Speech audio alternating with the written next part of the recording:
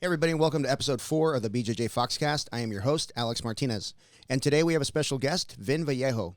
Vin is a personal trainer of mine. I've been working strength training with him for about 4 years. And he's also a brown belt in Brazilian Jiu Jitsu. And I can't wait to dig into everything that's in his brain. Vin, welcome to the show. Welcome, thanks. Yeah, okay. The show's over. That's okay, it. That's cool. all that's in your brain. All the pressure's off me. Yeah. No, man. Hey, listen, thanks a lot for taking the time. And I want to get into a little bit about, what it is that you do for athletes and how you do it. But tell me a little bit about where you're from and how you got into personal training. I'm originally from Delta, Ohio, 40 minutes west of Toledo, Ohio. Went to a private school, St. John's Jesuit. Loved athletics, wanted to be a doctor, MD stuff. That route wasn't for me. Yeah. Went to the University of Maryland, played lacrosse, did my degrees in kinesiology, came out here, started working, basically. Wow. So lacrosse, how did that start? Have you always played? Or? I'm a violent person by nature, and I loved hitting people with sticks. Nice, man. Yeah. Seriously. Yeah. So you graduated University of Maryland, got your degree in kinesiology, and how did the transition happen from Ohio, Maryland, and now you're in Arizona? Cost of living, really. My choices were like South Florida, California, or here. I just came out here and visited, and it was amazing. Yeah. So having that athletic background, working with college athletes, is that what kind of prompted you to say, hey, maybe there's not a pro career with athletics, but you can be a part of maybe pro athletes' lives by helping them get stronger, faster, better? Yes. Yeah. So tell me a little bit about that. Have you worked with pro athletes before? I mean, what's that background? I have. My probably most famous one right now is Mina Harbinger. Mm-hmm. She just finished second at the LPGA U.S. Championships. Wow. Yeah, okay. She just won the second largest purse ever, which is $1.1 million. Wow. Correct. Yeah. Okay. So LPGA Championships. So professional golfer. Yeah. So where was that held? I don't even. Yeah, know. I don't know either. I know. It's like they have one that came out here, the Safeway Open or whatever. I went to it. I'm really bad at that stuff. Everyone will tell you I don't keep track of dates, times, people. I'm always in my lane, and I'm never really out of it. People are like, oh yeah, so and so did this. I'm like, I have no what's idea. Going on. Yeah, no, that's cool. So for those of you that don't know Vin, he is a owner of his own gym. It's called Pro Fitness in Tempe, Arizona. It's been there for 17 years. February 03. Wow. So this coming February will be 20 years. I've been the owner now almost 17. So I worked for a larger company called Pure Fitness for several years as a trainer, fitness director, regional director, and then from there had a falling out with the ownership, and I just basically took my clientele to a small training studio. Yeah. My original partners were Jared LaSalle and Paul, their names, and I just started giving them little tips on what they could do to better their business, and then they were like, hey, do you want to come an owner? I'm like, yeah, sure, how much? They gave me $1, I went and got the money, and the rest is history. Nice. But now it's just me. One has moved across the country, bought one other out. Another one just basically walked away from the business, all that stuff along that line. And how long was that process of being I don't want to say sole proprietor, but being basically responsible for the entire function of the business? A year before COVID, so what, 2018? Okay. 2017. Okay, so pretty recent. Yeah. So what's that relationship with your business partners? Did you have somebody that was really good at business, other marketing, or were they all just trainers and you guys just worked together? Two of us did the front end with sales and marketing, right? Mm-hmm. And then two did the back end. Okay. But, over time, people's roles kind of intermingle with each other and move around. So everyone kind of became everything. Yeah. And how involved are they now in the business? I haven't talked to one of them in 2-3 years. Okay. The other one lives somewhere in the country, and another one, Paul, had a stroke due to COVID complications, but he's still a trainer now, but he's recovering from it. Okay. Well, I'm glad he's recovering. Yeah. So one thing I wanted to ask you is your business model. I really want to dig into that because I know several people that have the same degree you have, right, in exercise science, kinesiology, whatever you want to call it, but maybe they're not quite sure what direction to take as far as, maybe they want to work with pro athletes, but they're not quite sure how to get into that space. What would be a good direction that you could offer? To be honest with you, pro athletes is 5% of the fitness business's model. Okay. In all honesty, for myself personally, being in it so long, I want Johnny and Sally Smith. Yeah. Because they pay the bills. Yeah. You know, they don't go to season for 6 months and disappear. Right. You know, they're always in season because they go to work, their kids, they come work out. Okay. So for me personally, I'd rather have 100 of those than one professional athlete. Okay. Yeah, that's cool. That's cool. That makes sense. Yeah, right? absolutely. Yeah, and as far as, you know, but it's really complicated what you're saying is because it takes forever to get to that point where you have pro athletes. Yeah. So it's like, you know, I trained 10 high school kids, 5 went to Division I school, 1 becomes a pro athlete. Right. And maybe they come back to Arizona. Yeah. And they train with me. And then it's like that one person leads a year later, 2 years later, 3 years later. Or sometimes people just get really lucky. Yeah. In the right spot, right? And they have a pro athlete. Yeah, no, that's cool. That's cool. So, what would you say? So, your target is just regular folks that 9-to-5ers, and what is that sweet spot? Because a lot of people will say, they can train in the mornings, but that's a finite amount of time, right? And they can train in the evenings. So, regarding your business model, I've noticed that you have other trainers in that gym who are obviously not owners. They don't necessarily work for you, but is it like? Is it like the barbershop model where they rent space? Yeah, they pay a flat rent. Think of like a hair salon, basically. They rent that ability to train their business and work and grow their business inside my facility. Nice. As far as like new people trying to break into this business, could somebody come and knock on your door and say, "Hey, I'd like to use your facility to train"? What could you? Yeah. Okay. I'll help them grow their business. I will help guide them. I can find an attorney to set up like all of their paperwork, LLC, whatnot, an accountant, everything else along that lines. But it's also them got to put in the work. Of course. It's just not like sit back, twiddle your thumbs a little bit and hope somebody come in the door. Yeah. And what I've noticed is like you've got a couple guys, Alan and Aaron, and a couple other guys that are really, they hustle. Mm-hmm. And I think Alan is really, I think of the trainers in there, I think Alan markets himself the best. Because, he's got his own brand, he's got, his clients, and he has like a structured way to run his classes and, his training sessions. And I noticed that he'll do one-on-ones, and then he also does group fitness stuff. Mm-hmm. Now, what's your opinion on that? What's your opinion on the one-on-one versus group? Doesn't really matter. Uh-huh. For myself personally, I can do it all. I've done it one-on-one. Today you guys worked out, like 4 hours ago or so? Yeah, I hated every minute of that workout today, by the way. It happens. Yeah. There was 3 of you. Sometimes there's 4 of you, 5 of you.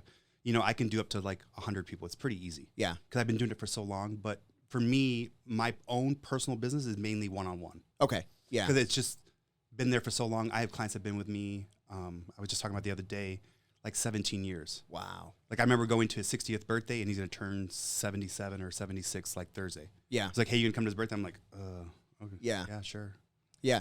And do you run sessions differently for, say, someone who is just like, hey, I want to fit into this dress by my wedding, or, I want to just lose X amount of pounds, versus somebody that says, hey, I want to compete in triathlon and that's the direction I want to go. Can you help? Do the sessions vary for those two people? Yeah. How So do they for vary? me, what I'll do is we'll do an assessment, right? Mm. But I don't do the traditional like 20 questions. What are your goals? What do you want to do? Where do you want to go? Yeah. We'll actually do the workout first. So then I can see where you're at physically and where we need to take you. Yeah. And then that middle of that session, I'll knock down all the questions like how much water you drink, where do you do this, where do you that, what are your goals, what's your time frame? Is it next week? Is it 2 years or whatnot? And then on my own, because I don't want to do it during their time, right? I'll build that whole program and I'll know in my mind we're 2 years out. Wow. Okay. To you to go and finish top 20 in Maui for a triathlon, 2 years. Wow. It's going to take you 5 days a week. You're going to put in 20 hours every week, no vacations, no rest, no breaks, 2 years. Yep. Okay. No, that's great. That's great. Cause so if you tell me like 40 pounds when you're going to get married again, or sorry, joke. It's a joke, Amy. That, hey, it's 2 months, 3 months, 4 months. Mm-hmm. So it varies that way. You really can't cookie cutter everybody because everybody's different. People get motivated by certain things. Some people, want like, hey, congratulations, you did a push up. Yeah. That's not me, as you may know. Yeah. I'm not that at all. Yeah. And I can tell you that being trained by Vin has completely transformed me as an athlete. And it's like being trained by Mike Myers in Halloween. Like just cold, but it's really good. So how did you get started in jiu-jitsu? How did that work out? Oh, geez. What year was that? Because you've been doing it a while. I think my first class ever was in 03 or 04. Okay. At Eddie Sanchez's place in South Chandler. And I think I've told the story to a couple other people before, but my first class was with Rico Rodriguez. So people don't know, I think he medaled twice at ADCCs. Yeah. It was the UFC champion. And he literally picks me up, slams me on my back, mounts me, rape chokes me, and he's like, "You're mine." And other stuff, like he was like, "You'd be my bitch in prison." Oh my gosh. And I just remember just being horrified, like. So it wasn't like a storybook kind of start. I'm panicking, like he's literally choking me, just digging into me. Stands me back up, does it again, over and over again for like 10 minutes straight. Wow. And you were brand new. It was my first day. I didn't know what to do. So were you in halfway decent shape? Is that why he sized you up? Yeah, because like being a trainer, I've always been around the same size I've always been. Yeah. Since college, between like 205 and 225, that's always been my range. Yeah. And I was just like, and I had boxed and kickboxed previously to that, so like, okay. like I think Eddie had said like, "Hey, this guy fought and blah blah blah. He'd be a good sparring partner." The guy just literally just destroyed me for like an hour and a half. Yeah. I didn't go back. What year was that? 03 or 04. Okay. I think Rico won the belt like in 02, right in that time frame. I'm not too sure on that. Yeah. From there, I started training Muay Thai at Seton, which is right here in Chandler with Chiago. And then that's where I started training 10th Planet with John Botello. Okay. So John at the time was a purple belt, if I'm correct. Had just gotten his purple belt. Yeah. So I trained there for like 3 years, unbelted, because it was this crazy thing. You had to go to LA to train with Eddie, and if Eddie saw you use the rubber guard or twitch or somebody, he gave you a blue belt. But like I had competed like in Naga, Grappler's Quest, won everything, all that stuff for them, and they were just like, "Yeah, you're still a white belt. You're still a white belt." Yeah. So life has changed so much for new grapplers. Mm-hmm. New grapplers today have I hate to say it, but they have it so good. I remember I haven't been around that long. I haven't been around, I mean, I started way later than you, but I can tell you that when I started, it was like, "Hey, here's your loaner gi. Go ahead, go on the mat," and then everybody's trying to kill you. And like you said, you had a purple belt teaching you, right? Yeah. Oh yeah. No, back in the day, if we had a purple belt come into our gym, he was visiting from another gym. I think other than Rico and like Eddie Sanchez that one day, the only other black belt I ever rolled with was Jason Chambers. If you guys know this, like, it was the Human Weapon. He did a show like on Discovery or I think I remember years that. ago. Yeah. And he was like the first black belt. And then the second black belt was actually Joe Rogan. I think I had rolled with. No kidding. Yeah. Wow, that's crazy, man. That's crazy. So let's talk a little bit about jiu-jitsu and competition. And Vin competes a lot, but as a business owner, as a dad, as a husband, all that stuff, there's a lot of barriers in there for competition. And one thing that I admire is you decide you're going to go do a competition. You sign up for it. Vin will fly out the day of the competition, compete, and then fly back the night of that competition. Yeah. And if I'm not mistaken, you're still wearing gi pants and the shirt you got at the venue. Mm-hmm. So I think twice I've done that to San Jose, changing in the bathroom in the airport out of my gi pants. And people just looking at me like, yeah. So why would you do something like that? What is it about competition that makes you do that? I think it's really competition for myself, right? Okay. It's about like me preparing my body and my mentality to go somewhere to compete against someone one-on-one. Yeah. To see where I'm at. Yeah. Really is, for myself. Like I always want to know that if I lost, okay, so a guy named Gabe Rosas beat me twice in San Jose, 0-0, 0-2, 0-0. Like 3 times we've had 3 matches. Yeah. But when you look that guy up, he's won like 7 no-gi world titles, yep. 4 or 5 gi titles, and he's been a purple belt for like 22 years. So you're right there with him. So like for me, that's my measuring stick, right? Yeah. So that's the guy, like if I'm losing at Worlds or Masters Worlds or Pans like 0-0 or 2-0 to the guy end up goes and wins, wrecking people, chapping people, like I know I'm right there. Yeah. And I have to tweak something, or I need to be a little more aggressive, or I need to fine tune my game plan myself. Yeah, there's a lot to that. There's a lot to be said about figuring out where you are. And too often I see people who maybe competed a lot at white belt, competed a lot at blue belt, and then they get their purple and they're like, oh, when the stars align, maybe I'll compete. Mm-hmm. Or especially brown belt, right? Especially if they only competed maybe twice at purple. They're like, oh, I'll do Master Worlds at brown belt. I'm like, are you out of your mind? Are you out of, you know what I mean? Sucks. You're not going to do anything except Master Worlds at brown belt. You're going to get killed. The other person that I see is guys that are inconsistent, and then they come back You know, they'll be gone for 6 months, and then they come back and like, oh yeah, I signed up for a tournament in 2 months, and you know, I'm gonna get myself in shape for that. Yeah, I look at it. I tell him you're gonna lose because that purple belt that's been training for 8 months while you've been resting, he's gonna kill you. He's absolutely gonna kill you. Like for me, like I always try to stay 4 or 5 classes a week, no matter what. Yeah. You know, my schedule is like typically Monday, Wednesday, Friday, Saturday morning, and then on Friday nights I do a double. Yeah.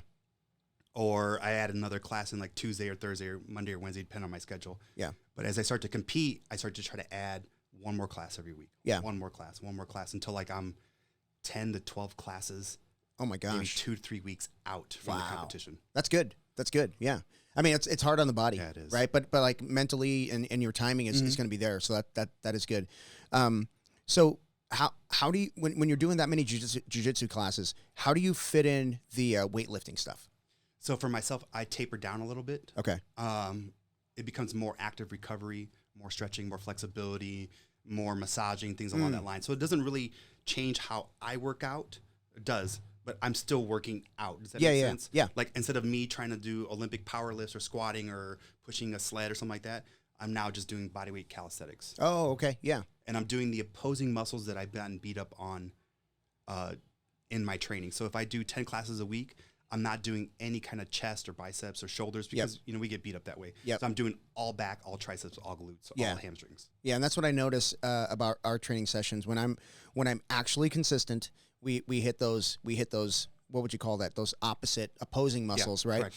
A lot of tricep extension, a lot of core stuff, a lot of legs. Because like you said, shoulders, biceps, forearms, good to go, right? Jiu-jitsu handles all of that stuff. What about coaching? I know you recently started coaching your own class. For those of you that don't know, Vin and I are teammates through Paul Nava. He's a brown belt under Paul Nava. I'm a black belt under Paul Nava. And you just started coaching like a Saturday class or something, right? How's that?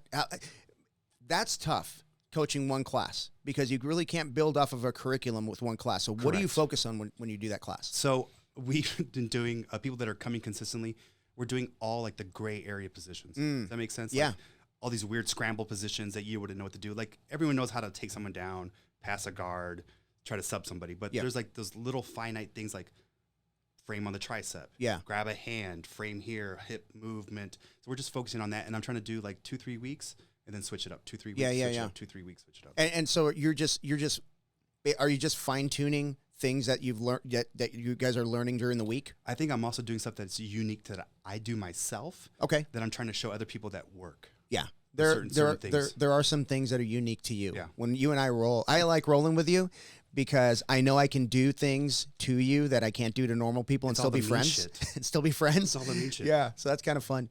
But the things like we just talked about for myself, those were like the first days of jiu-jitsu. Yeah. So like if I didn't like you and you didn't move, I'll just put my elbow in your eye socket. Right. No, and like, I'll move. You're going to give your back up. I will move. Or I'm going to put my shin on your throat. Yeah, or just try to step on your face. You know, like that's just what happens. And then you're just like, class, and you just leave and come back the next day. Folks, not everybody follows that philosophy that Vin follows, but it is a lot of fun. I mean, I do enjoy rolling with you. So, because like I said, if I drive my elbow in your eye, it's fair game. No big deal, right? So I want to talk about the benefits of weightlifting for sport. Of course, specifically jiu-jitsu. But one thing that I've been reading about weightlifting is once you kind of focus on something, like say I want to weightlift specifically for jiu-jitsu, can I also be a triathlete? Can I also be a swimmer? Can I also do that? I mean, it's going to be tough, right? Because body composition is going to be different. You could. Then my questions are turning into like, how many hours are you going to put in a week? Right. Yeah. How many times are you going to be here? Well, I know. When I was doing triathlon, I was training 15 hours a week. Okay. You know what I mean? So could you do a try and then go compete at Masters? No Pros? way. Yeah, it's no impossible. way. Yeah, it's impossible. So work and have a family and do all that other stuff all night. You just couldn't do it. Yeah. So if somebody wants to get better at golf, get better at golf. Like for example, my mother-in-law was talking about going to work with you because she wanted to get in better shape, but she didn't know where to start. Yeah. Right. And I said, well, what's the goal? Right. I just asked her, what's the goal? She goes, well, I want to be able to kayak. And, she goes, but my shoulder, but this, but that. I was like, just go to Vin and say, I want to kayak better. No. And that's basically what she's done. And she's kayaking better. So I guess my point is, if you're going to pick a lane, You got to pick it. You do. You got to stay in it. Yeah. Yeah. And you got to commit the time to do it. And it's like, I don't know, like, what's a good goal? If you can touch the rim on a basketball rim and then like you're telling me like, hey, I want to start the dunk. Yeah. Okay, let's figure out a plan to get you to dunk. Yeah. Yeah. Yeah. And then after like 30 days, you're like, I'm not jumping any higher. I'm not going to do this anymore. Right. We talk about it's going to take 9 months to get there. All right, whatever. Yeah, it's really about the consistency, and I can feel it. Even when working up to a tournament where we're hitting it really hard. Then the week of, it's mostly stretching, like you said, a lot of stretching, a lot of calisthenics, very lightweight, but more reps, stuff like that. Even when I come back that following week, it feels like there's been a layoff. Yeah, and then so it's cyclical. That cycle. Yeah, yeah, it's cyclical. So that's cool. So what about just people that, like you said, you work with different types of people, and I love that you said that, you rather work with Jimmy and Sally that have that 9 to 5 and want to come in and get in better shape. Tell me about the benefits of weightlifting when, I'm almost 50, right? And if someone were to come in at my age, maybe they're not in as good shape, but what would you tell them the benefits of weightlifting at their age would be? So if you think about like your own parents, right? Can your parents still at 70, 75, 80 put the groceries away on their own? Yeah. So like for instance, like if your mom fell down, could she get herself back off the floor to call somebody for help? Right. Yeah. Okay. So functionally, we're going to create a stronger foundation here at 50. So then at 60, we're going to change your training up a little bit, wear and tear on your body. Yeah. At 70, we're going to train the training again a little bit. So then you are still functionable as an adult on your own at 75, 80, 85, 90. That's awesome. Yeah. So you're building the foundation that you probably didn't build at 30 when you could have, right? Correct. And now we're working from 50, but you can still get there, right? Correct. You can be a 75-year-old, 80-year-old person still getting yourself off the ground, putting your own groceries away, being driving, functional. being functional, walking with friends, walking your dog, taking care of, visiting loved ones or whatnot, instead of just like that. Yeah, no, that's great. So I don't know exactly how to transition into this one, but let's talk about we talked about lifting weights at an older age. What about anti-aging? What benefits does weightlifting have as far as anti-aging goes? Building testosterone, stuff like that. It is complex scientific question. But get as deep or as shallow as you want. It doesn't matter. But I've always had that question. Like, does it keep you young? Technically, no. It actually breaks you down with free radicals on your body and wear and tear, joints, muscle, skeleton, bone density, everything else along the lines. But like if you add like proper nutrition, supplementation, maybe some PRP, TRT, or anything like that, then you're going to increase that longevity. Okay. So it's a combination like that. So I mean, like, it depends, like, what's your goals, right? Yeah. Okay. Yeah. So for instance, like for yourself, almost 50, you want to compete at a high level. You just did well at nationals, right? You want to go to worlds and carry on the momentum. You're banged up. You're hurt. Yep. We're going to go get a stem cell shot, right? Yep. We're going to do some PRP on your knee. Yep. We're going to get a scope. We're going to do what is needed to get there. Yeah. To keep you going. So yes, to speak. correct. Yeah. Right. But I like that you said that. I believe. Now I did it backwards, right? I started jiu-jitsu, then I found you, and now I'm working on cleaning up my diet, hydration, all that stuff, and that's something that you always push. Like, if I was feeling run down, you were always telling, you're just dehydrated. I guarantee it, because we expend so much energy and so much, like I'm sweating in here right now. Yeah, me too. It's a little warm, but it's cooler now that we have a fan. But okay, so let's talk about working with young athletes. Okay. So you've got young athletes. They're not fully developed yet, right? Maybe they have aspirations to playing college ball or something like that. Where do you start with young athletes? Like, if as a trainer, where would you start with a young athlete? Okay, so for myself, I want to have a one-on-one meeting with the parents without the kid. And then I want a meeting with the kid without the parents. Okay. Right? Because sometimes parents, what I've seen in the past, parents push their kids so hard. Yeah. I can give it a personal example. Young kid went to Chandler High School, top left tackle as a sophomore. The kid was like 6'6", 6'7", 300+ pounds. Yeah. Uncle won 2 Super Bowls with the Bears, or Wow. 1 Super Bowl with the Bears. Wow. Parents, both Division I athletes at a school close by or whatnot. Other brother played basketball like BYU, I think, or Utah. Phenomenal athletes. Yeah. Parents pushed him. He tears his ACL or his meniscus his sophomore year, like in the state playoffs, never played football again. Oh, no. But if you know football, right, 6'6", 300 pounds as a 16-year-old, right, there's a first-round draft pick, left tackle, plays 15 years, makes $200 million, makes it his life career winner. But, like, they pushed him so hard to do that, he didn't really want to do it. Yeah. Right? Yeah. And you probably see it as a kid's coach, right? You know, sometimes the parents are out there like, kill him! Yeah. And the little girl's like, what are you talking about? I don't want to do this, you know? Yeah. So, like, for me, I usually have that meeting first with them. What's the goal? What do you guys want to invest? You know, the kids playing, like, travel ball or club ball, like volleyball, basketball, things along that lines. So they're making a financial commitment to that, right? Yeah. But they also need to do the financial commitment to the training. Yeah. Because the kid needs to stay healthy the entire time. Right.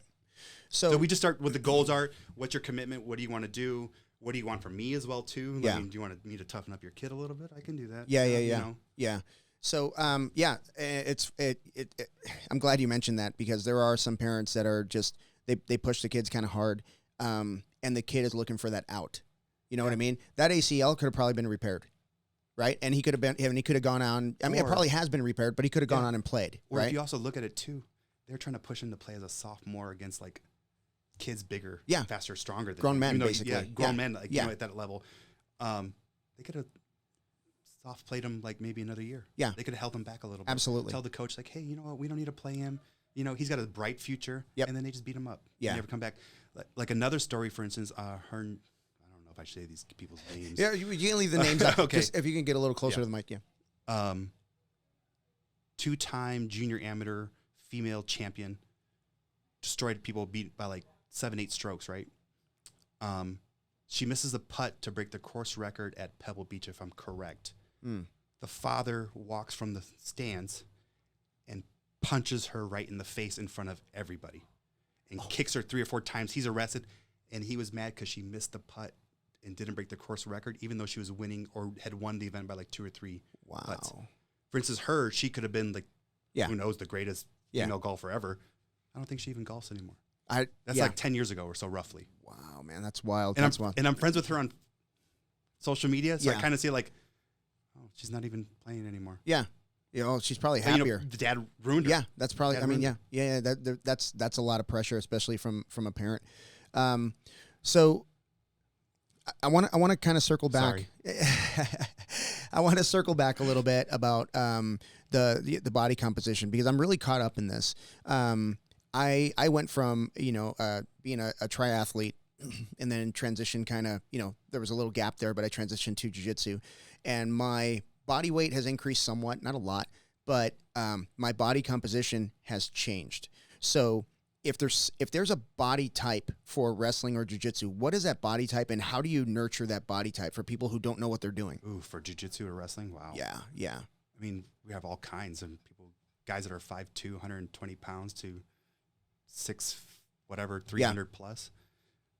It's all the body type, right? So we got to figure out goals. What do you want to do? Are you a top player, a bottom player? Yep. We're going to work on those muscles. We're going to work on those weak muscles. We got to stretch hip flexibility. Hip flex, terrible for yourself, yeah, right? Yeah. So we need to work on some of those things. That's all. Okay. Yeah, because when I started working with you, we did, like you said, it was kind of like a feeling out period, almost a year, and then I tore my knee, and then I did, I would say that the rehab has its place, right? I went to the typical rehab, and they did a great job. The guys at OS, Jenny, all them, they did a fantastic job.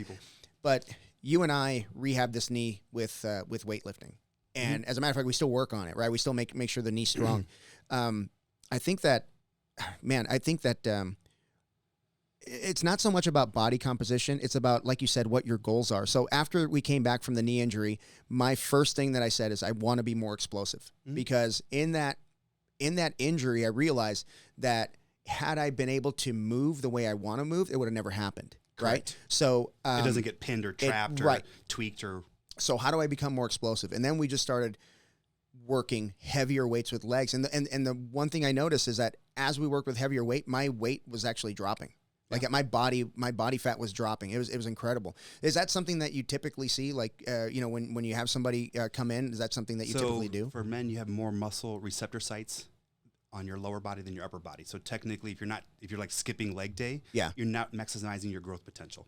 So that's why I'm so heavy leg based with a lot of my like athletes or whatnot, for that simple reason that their body fat is going to drop dramatically a lot faster by training legs harder, faster, more consistent, all those things along that lines. Yeah, yeah, and I absolutely noticed that, and that was one thing when you started increasing the weight that I was pushing. I was like, this has got to be wrong, but I just trusted you because I mean, you got me back from the knee pretty quick, and and so I remember specifically brown belt, my very first match at brown belt. I'm back from the knee injury. I signed up for like 4 tournaments as soon as I came out of surgery, so I'm in my first tournament back from injury, and I picked a guy up and I drove him across the mat, and I got the takedown. Like, it was like opening a new toy at Christmas. Right. It was fantastic. It was fantastic. So, yeah, I really appreciate that about you. So, okay, breaking down the body, right? Tearing it up with jiu-jitsu, tearing it up with weightlifting. What is your, I don't know what to call it. What is your program for recovery? What do you recommend for recovery? So, like myself personally, I always think that it's 1 hour on the mat, so 1 hour in the gym. We're going to do 1 hour recovery. Yeah. That's like red light, orange light sauna, ice bath, cryo, massage, self-release. If people ever see me, I'm always constantly working on my elbows. I'm always constantly working on my shoulder. It's not that I'm injured. It's like I don't want to be injured. Yeah. Right? So, like, for me, I'll, what's the word? Like, what's that? When you do 2-3 things at one time? Oh, multitask. Multitask. Yeah. I'll multitask, but like, and we're talking, it's like, I think I've already grabbed my arm like 7 or 8 times. Yeah. It's not like some weird like tick or nothing like that. It's just like me is like, I don't want my elbow to ever be busted up again. Yeah. Right? So I'm always going to constantly be working on it all the time. I'm always foam rolling. I'm always trigger pointing myself nonstop, water. Right? Yeah. Absolutely. I'm a big believer in sauna. I'm a big believer in ice bath. I'm a big believer in stretching. I'm a big believer in, in hot tubs. But tell me about the red light therapy. I'm not very familiar with it. I heard it's good, but isn't like it was sold as like a skin thing, right? Like repairing skin. Yes, but it should reduce down your inflammation by like, don't quote me on this, like 27-28%. Okay. Right. But it's like that finite time in the early morning when the sun's rising. Yeah. You can actually absorb red light that's going to help with like recovery faster. How long should you stay out there exposed to red light? It's like 15-20 minutes or something. Oh, really? Like that. Okay. Yeah. So it helps with the recovery and then just natural red light. Okay. Yeah, I mean you can buy those false. I mean, you can put a bulb on here and be fine with it, like 15-20 minutes yourself. So does it matter what type of red light it is? I don't know for sure. Yeah. To be honest with you. Yeah. I mean, but that's like to me that's the next big science, and I need to actually devote some time and learn more and more about it myself. Okay. Like Wadis Cooper has one. Yep. And it's like that. He swears by it. A lot of people do. Yeah. And our friend Wadis is the owner of Unfair Advantage, also in Tempe, right? He does personal training as well, group training as well. And he's the one that first introduced me to red light. And I've been kind of dabbling in, gosh, I don't know if I want to spend that kind of money on a red light, but yeah, they're really are. I mean, you can find a less expensive one, but it doesn't cover as much real estate, right? I mean, it may cover your chest or something, but if you're going to do a whole body, then you're going to be spending some money. We talk about the goals, right? Yeah. What's more important, right? Yeah. Are you going to spend the $1,000 for red light and recover 28 times faster? Yeah. So you can train more. You can keep going like that cycle. My goal in life is to be a pain in the ass to my great grandkids. That's a good one. Embarrass them at school. You know what I mean? Be that great grandpa that I've never seen one. I want to be the first one. That's my goal in life. So I don't know if that's achievable, but that's definitely what I want to do. I can't do the ice. Ice is bad, dude. I can't do it. Wet cold is the worst, man. No, I'm good. I'll tap. I hate it. I did cryo for a while at Chill Fit, and cryo's good. I liked it. Yeah. I like the whole body cryo. We also did some specific like right at the joint treatments, and that I noticed that like the whole body made me feel way better than just the one spot. Like it would feel good for like a couple hours, and then you kind of feel it again. You know what I mean? I don't know. I don't know what the difference is between the whole body and whatever, but I'd gone there too. For me, it was like the 30-minute drive. 10 minutes there, 30 minutes back. I didn't have the hour. If it had been like closer to me, I probably would go more often. Yeah, the advantage I had is like my day job was like 3 miles from there. And it was on my way to the highway, so I could just jump on the highway and go home. So I had no excuse. Okay, so we're talking about recovery, and I want to talk a little bit about the difference between active recovery versus passive recovery, and what you recommend as far as active recovery days, because a lot of jiu-jitsu players don't like to take days off. Yeah. Right. So how can a jiu-jitsu player who trains, 5-6 days a week recover while he's doing it? Okay, so let's use you for instance, right? Mm-hmm. Black belt. So if you go into the class and there's 10 white belts, that's your active recovery day. Yeah, that's true. Right? Yeah, like you're not going to have that heart of rounds as if you were to go to a more advanced class and it's like 4 world champions. Yeah, go to Navas on Thursday night. Yeah, don't do it. Yeah. So you go there, those are going to be hard rounds. Yeah. So those aren't going to be an active, for myself, as my energy, when I use the word energy, I try to talk about like that's how I feel, like my wear and tear on my body by the end of the week. Maybe come like Friday, I'm giving like 40% energy. Yeah. I'm letting people work a little bit. Yep. I'm defending a little bit.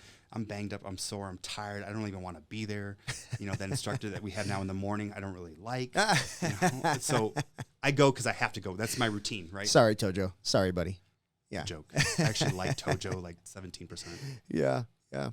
So, okay. So to me, it's like that active recovery is like those times. Yeah. Right. What about passive recovery? What is active versus passive recovery? So how many hours a night do you sleep? We'll use the example. Okay. Right? So how many hours do you sleep? If I get 5, that's a good night. Okay, that's passive. Yeah. Right. Yeah. Where you really need to be 7.5, 8. 7.5, 8. Oh, at least. How many ounces of water do you have a day? Between 80 and 120 ounces. So you're probably short about 30 a little short. ounces, 40 Yeah, ounces. a little short. Even yeah. for myself, I mean, gallon I can do. Over a gallon is really tough. It's for so me. hard. Yeah. It's a full-time job. Especially when like you've eaten something that your body doesn't agree with, and the water's just sitting right here all day. It's so hard. But or you're older and you have to pee more all I got to pee more. Yeah, I got to get up 7-8 times a night. Yeah. That disrupts your sleep and stuff like that. So me, passive is like, if you also had a 3-hour break in the middle of the day between like work into class, are you going to come home and are you going to like do everything you need to do around the house, or are you going to take a 2-hour nap? Yeah. So that's me also managing my energy to my passive recovery. Yep. Right. So if I get that 2-hour nap, that's probably enough for me to go and have another training session. Yeah. And naps are, naps are considered mostly like an old person thing, but everybody can benefit from a nap. That is performance enhancing. You know what I mean? I used to think that, and then, what is his name? Rob Pfeiffer is actually the guy that told me he just like did a fight to win, but he used to be an old boss of mine. And he told me that NBA players slept like 16 or 17 hours a day. What? No kidding. So they go play the game and then they sleep all day long the next day, eat, get up, do their business, go back to sleep. Wow. They get on the plane, they sleep. Wow. Because they're the energy level, right? So that's their recovery. Yeah, I think maybe it's 14 hours, something like that. Yeah, I talked to a guy that played in college, and I never realized, I learned about baseball players, just kind of passively. I'm not a big fan of baseball or football or anything like that. But when you look at a baseball player's schedule, it's brutal, right? Basketball players, it's brutal. And one thing that really caught my attention about those is like how hard it is to make an NBA roster. Oh, geez. There's 14 spots. Yeah. Like 14 spots. How many teams are 30? I don't know. But that's not a lot of spots, dude. I don't care if there's 100 teams. That's not a lot of spots compared to kids trying to make it. That's pretty tough. So yeah, that makes sense that they would, try to take care of their bodies as much as possible. Okay. So what about now? I'm trying to get as much information out of you in as little time as we have. What about meals? And I'm not talking about nutrition specific blah blah blahs. I'm talking about pre-workout, post-workout. What do you recommend? I'm talking like an hour and a half before and right after. Oh, geez. Yeah. And I'm specifically for jiu-jitsu performance. Jiu-jitsu performance. Yeah. You probably need to have some complex carbs. Like if you train in the early morning, hour before the class, 45 minutes before the class, some oats, half a banana, black coffee, no sugar, nothing along that lines. Yep.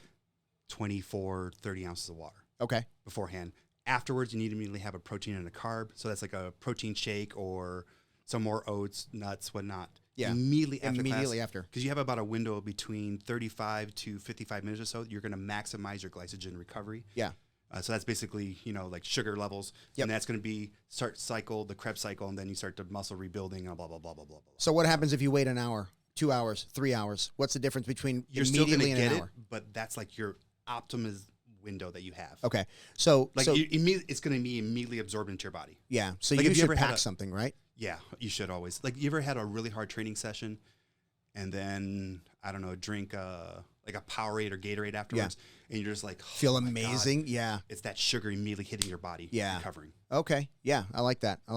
So like an orange, grapes, blueberry, strawberry, something like that. A mango would be even really good if you can do all that stuff. Find a mango in Arizona. There's a random thought, mango.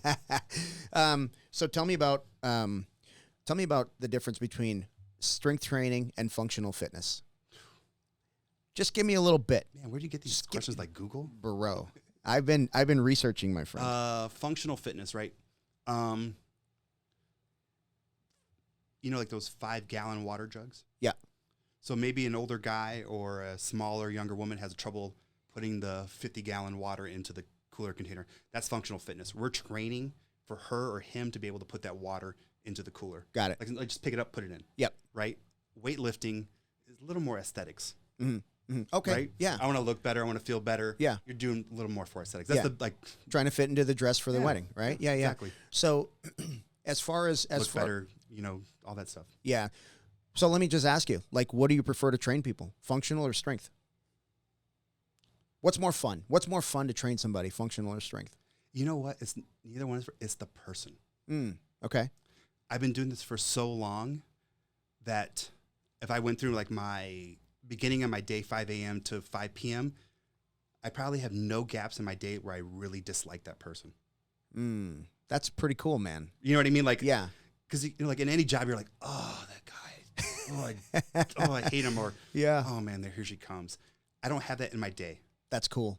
Like most people that I've been with, or been with me, should I say, you know, more than years. Yeah. I mean, like I just said, like 16 years, I've known the whole family. Yeah. I have another family there where I train the parents, the kids. Now one kid has moved back, and now they're back with me starting their own family. Wow. You know, so I've known them for a long time in terms of all that. So that's. Yeah. Well, I mean. So to me, that's interesting because their goals then change, right? Yeah. You know, from high school to college to home to now they're getting married. Okay, we need to get back in that dress. Yeah. Remember you were trying to play baseball in college? Now we're going to get back in this tuxedo dress for your wedding. No, that's cool. So to me, the goals change, and that's where it's exciting for me is when the goals do change. But if it's like the same day, like, oh, congratulations, you did 15 push-ups. Oh, you did 4 squats. Awesome. Yeah. That's monotonous to me, and those are the days that I dislike. Yeah. Should I say?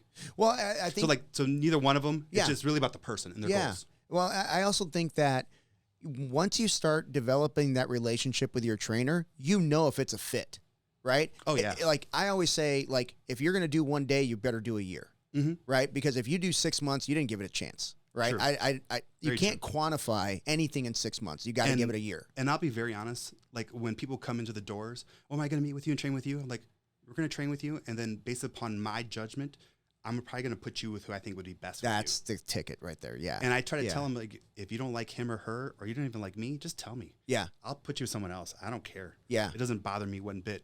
Because I know myself and my personality, not everyone could work out with me. Agreed. They really couldn't. Yeah. They really couldn't. And I'm not saying I agree because I get it. I get it. Yeah. So, like, for instance, my wife, right? She doesn't work out with me. Right. She's like, you're such an asshole. I'm like, I'm just asking you to do what I asked you to do. Yeah. I remember, Love you. I think our second year together, we were working together, our second year, you gave me a compliment. You said, good job today. And I was like, what just came out of your mouth?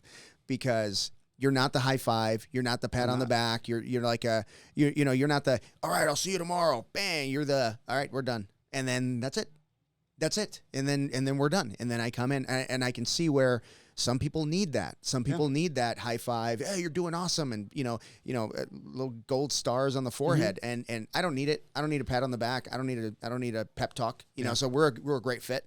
But some people need that. So but, it's like for me, it's the consistency, right? It's the effort. Yeah. So if you're consistent, right, and then you start to change and you're getting towards your goals, then I'm going to be excited for you, right? Yeah, exactly. Let's throw a parade. Yeah. Like when you win Masters, we're going to throw a fucking parade. We're going to throw a parade. Yeah, right? we've been working hard, everything. bro. We're going to throw a parade. We've been working hard. Like you showing up and you like, I don't know, doing a lunge. Congratulations, dude. dude. It's not impressive to me either. Yeah. I've been in this business so long that it just doesn't do it for me. Yeah. You're like, oh, congratulations, you showed up. Yeah. You're expected to show up. You know, and that's another thing, man. Like people, it doesn't matter if you know, people say like, I don't have money to work with a trainer. Cool. Go to, you know, one of the big box training places.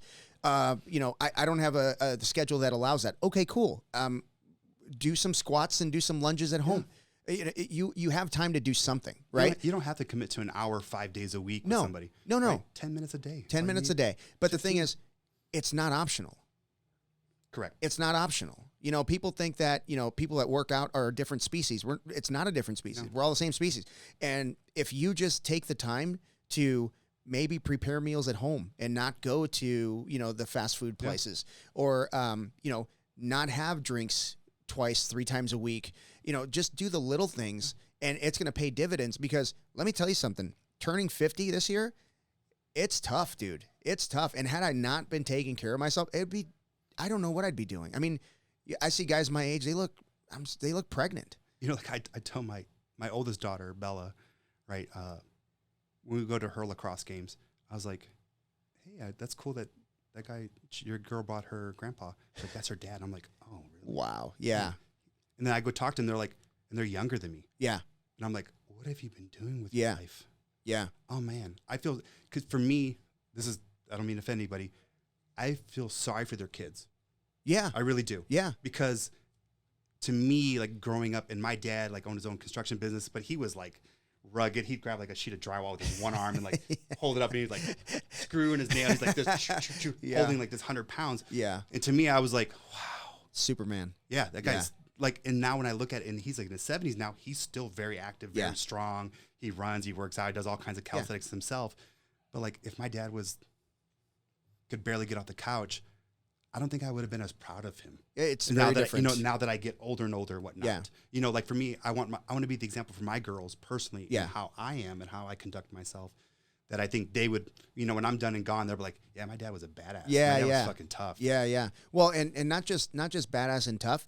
My dad had the energy to be there whenever I needed him. Right. He'd always show up ready to go. Yeah. When Bella's, you know, practicing lacrosse, like you're not sitting on the sideline yelling, you know, what to do. You're showing her what to do. And then that means a lot.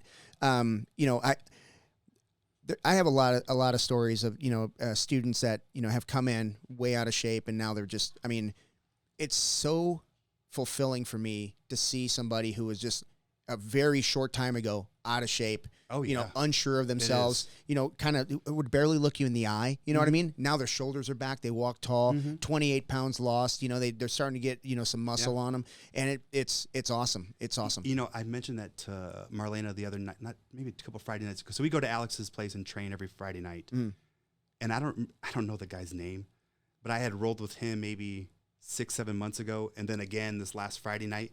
And I was like, man, that guy almost took me down and passed my guard.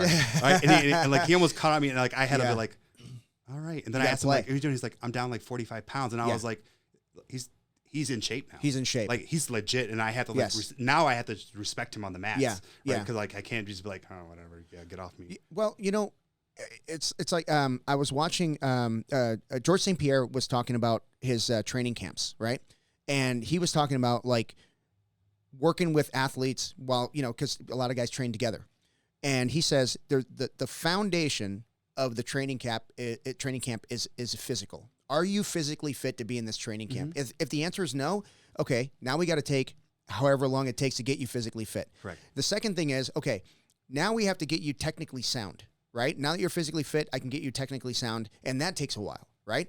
We can't get to the tactical part until you've built those two pillars, right? The third pillar is tactical. And how much time is that? And that's a lot of time. So, a professional fighter going to make money. Yeah. And I mean, forget about, I mean, like these guys do that for a living. They should know better, or they should have people around them to tell them the truth.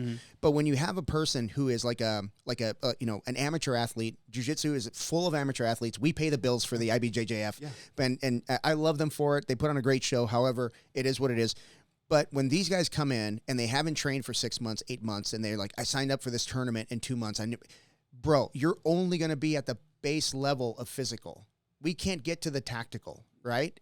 We don't have time.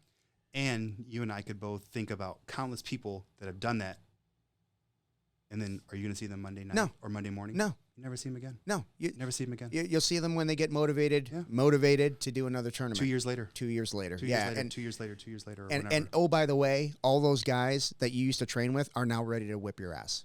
Yeah. Like you said, they're 40 they're pounds ready and in shape. They're ready to put it on you. Yeah, and they're going to. When you were in shape and you were putting on them, it's going to come right back to you. Yeah. So I want to go into working out without a trainer. Okay. So let's talk about working out at well, you know what? Let's take a step back. You have somebody that says, Vin, I love you. However, I don't have the time to come in. There's a gym like right next door to my work. Do you write programs for people? Yeah, Can you write them programs? Yeah. So, and what would you recommend? Can somebody just call up your shop or say, hey, I need to talk to Vin and to write up a program? How does that work? Yeah, they can. But so then we have these questions, right? Where are you going to work out? LA Fitness? Can you take a picture of the equipment for me? Okay. How many days a week are you going to go? Yeah. 2-3 times. What are the 4 goals? Days? Right. Yeah. What are your goals? Yep. Right. Okay. I need you to come in one time with me so I can see where you're at. Okay. Right. Because I can't be like, hey, I need you to get that 75-pound dumbbell, do a one arm snatch deadlift with a split squat. Yeah. And they're going to be like, I can only pick up a 10-pound dumbbell. First of all, And I don't know what the hell that means. You know. But so we talk about that. We've created a foundation, and then we can build a program from there. Okay. But then when I've done this in the past, so I want people to come and meet with me again. Like periodically. Like every 3 months or so. Yeah. Right? Yeah. We throw a little thing in there. We change it up a little bit. We add another day. We switch up the muscle groups, the reps, the amount of weights, the frequency, the rest time. I mean, there's so many things that we could do. Yeah. But I mean, the foundation of it is the consistency, right? Are you eating right? Are you hydrating? Are you actually going to the gym when you say you're going to go, right? Or are we starting from, like you said, we start from day one because you skip 3 weeks. Yeah. Or 30 years. 30 years. Yeah. Right? Yeah. Yeah, man. Yeah. So, okay. So like another point to that, right? If you have just enough money to go to Planet Fitness, right? Mm-hmm. Okay, it's $10 a month. Yeah. Go there and just look at the most in shape, aesthetically pleasing male or female. What are they doing? Oh, okay. Right? They probably got their headphones on. Yeah. And he or she is on the bench or squatting or doing lunges the entire room nonstop for an hour. Yeah. Yeah. But I mean, most people are mentally sound enough. They could be like, oh, he's doing that. Okay, I'm just going to do what they do. I can do that too. Yeah, that's a great idea. You don't have to do it that day. Do it the next day. Yeah. Right? And then you go back to that same place and see that same person. Oh, they're doing all these back things. Cool. I'm going to do that tomorrow. I'm going to do arms the next day. Oh, they're doing this, or whatever the case may be. I'm going to do that 2 more days. Yeah, that's great. And you just see that, pick that up that way. Yeah. And most people in gyms are pretty cool. And, hey, you got a tip for me? I'm trying to do this. Oh, yeah. Just ask. This is what I do. Yeah, it's typically this is what I do. And then even most big box gyms offer like free training or free classes or free. Just take advantage of them. Yeah. Those group classes that'll be that. Yeah, that works out well. So what about again, not working with a trainer, not coming in and asking you for tips or whatever, or write them to a program. Someone who's just working out at home. What could be some really not a lot of space, right? What are some basic tools that they can purchase at a decent rate and get good workouts with? You don't need to buy anything. Gallon of water is 10 pounds. Okay. 2 gallons of water costs you $1. You could do curls, triceps, shoulders. You can lunge with them. You can squat with them. You can do anything possible. Yeah. A lot of body weight stuff. Yeah. And we talked about this before, right? There are so many programs on YouTube. Oh, YouTube, Google, Instagram, TikTok, even Facebook, you name it. You can build a whole program for Olympic athletes just watching Instagram. Yeah, it's really good. And I'm really surprised how generous people are with their information, but there's a lot out there. Yeah. I've got a couple kettlebells at home, and there's times when I'll get a little saucy. I'm like, throw a kettlebell around, and I'll do a YouTube video, like a 20-minute kettlebell workout. I have yet to finish one. They're hard. They're freaking hard. They're hard. Kettlebells are hard. The thing is, though, like, people who are putting out that content have been doing it for like 15, 20 years, like myself, or who knows however long. So Sally Jones coming off the couch, like, oh, I want to lose this weight now, finally. They're not going to do that 20-minute workout. Yeah. It's not. Yeah. Pay the $10, go to the free classes, do that, build the foundation, then go to the kettlebell workout. Yeah. So I guess what I'm trying to get at is you can build your own program. Oh, easily. You can build your own program. If you start with number one, hydration. And I had Tiffany on here.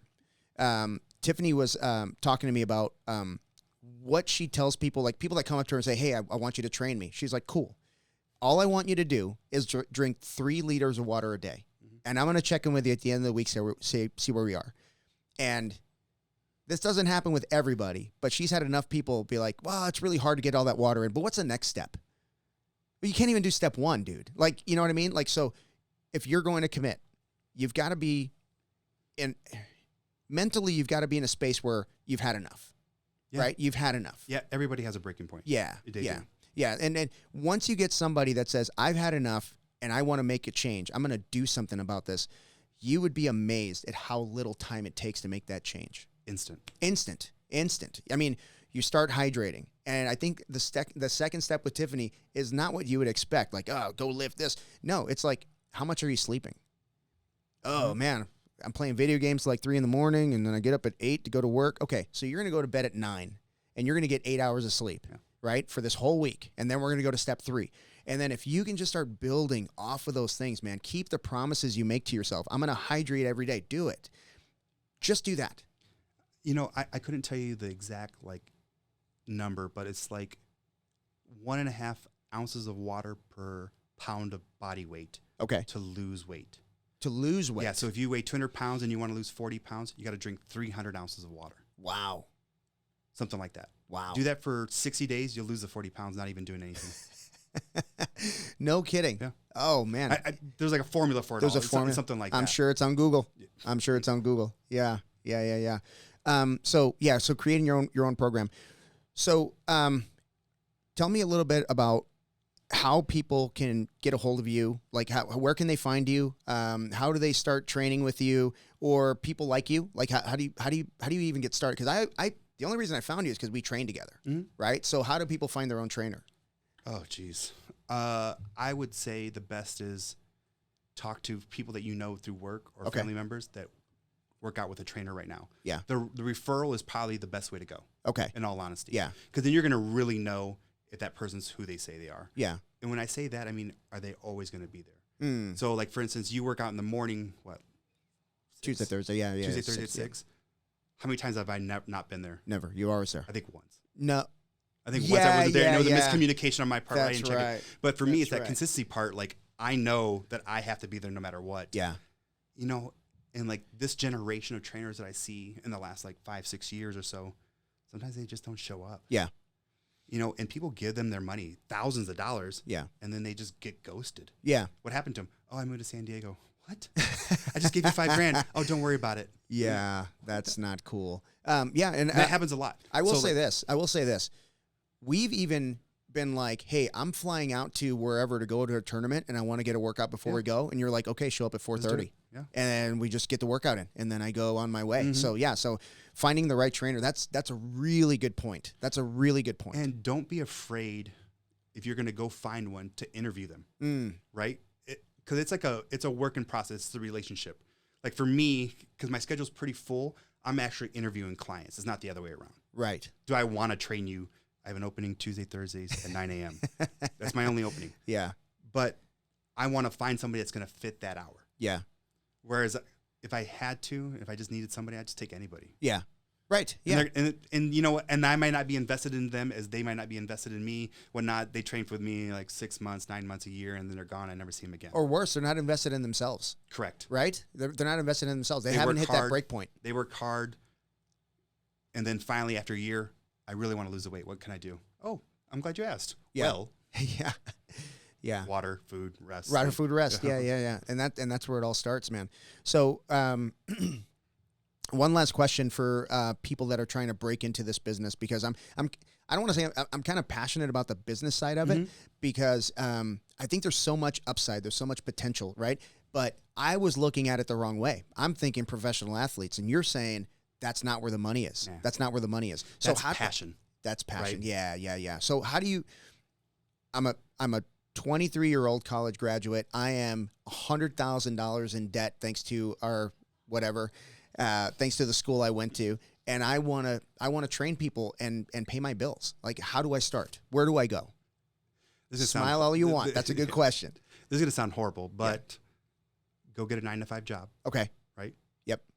And then contact a studio or a big gym and let them know that you can work 5 a.m. to 8:30. Okay. Before work, right? Yeah. You're gonna get the professionals, the people that have money that are serious about themselves. Usually, Yeah. if you work out before 8 a.m., you're pretty serious. Yeah. Right? It's a time commitment. You're Yeah. getting up early to Yeah. put in the work. And you probably have the money to pay for it. Yep. All right? So Yep. I'm going to go to, say, LA Fitness. I'm going to tell them, like, hey, I can work part-time, 5 a.m. to 8 a.m. Then I got to leave at 8:30 to go to my day job.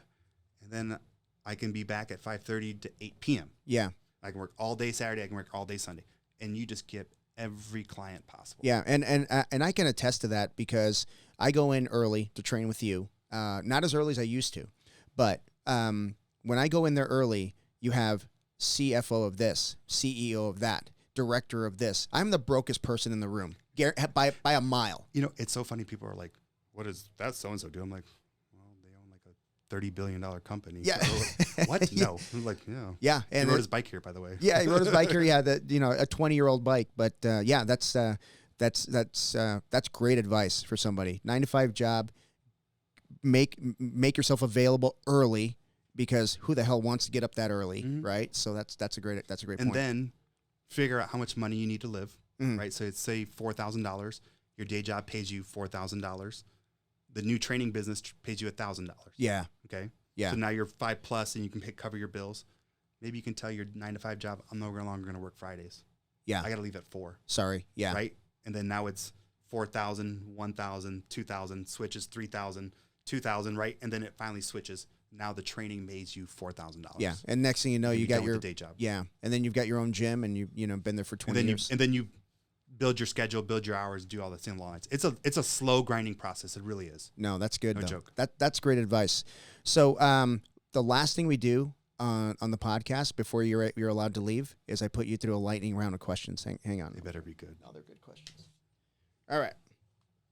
This is for the younger kids. All right. So there's no wrong answers in this, okay? So you can just first thing that comes to your head, okay? All right. Name a game show you think you can actually win. Jeopardy. Jeopardy. All right. What's your favorite cheat meal? Whataburger. Really? Wow, that's a good one. I like that one. Whataburger is the real deal. The real deal. Hey, out of Texas, baby. Okay. What's the longest you've gone without brushing your teeth? 12 hours. Ooh, all right. That's pretty good though. 12 hours. That's so 3 times nice. a day. 3 times a day. In my work, in the bathroom on the right, there's mouthwash, floss, and a toothbrush. I love it. Okay. What's your go-to karaoke song? We're talking gun to your head. You got to do it.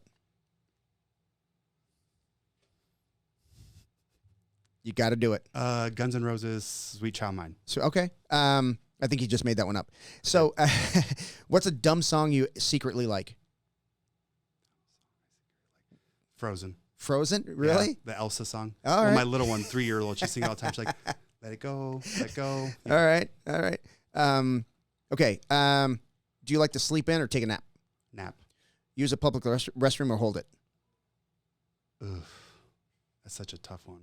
How bad do I have to hold? You got to go. You got to go. Like, you got to go. Use a public restroom or hold it. Is it a male woman or is it family using or No, unisex? we're no. See, anti-math. I got to be more specific. We're talking like I'm not talking like at a state fair, public restroom. I'm talking like IBJJF, like Oklahoma City. There's one stall. And 500 competitors. Yeah. Public. Public. Okay.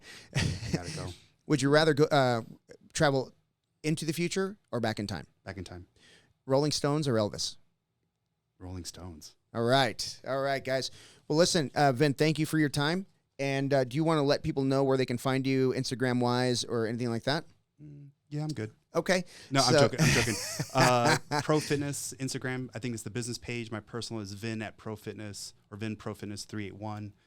Or you can just, Facebook works too, 480-332-3838. There you go.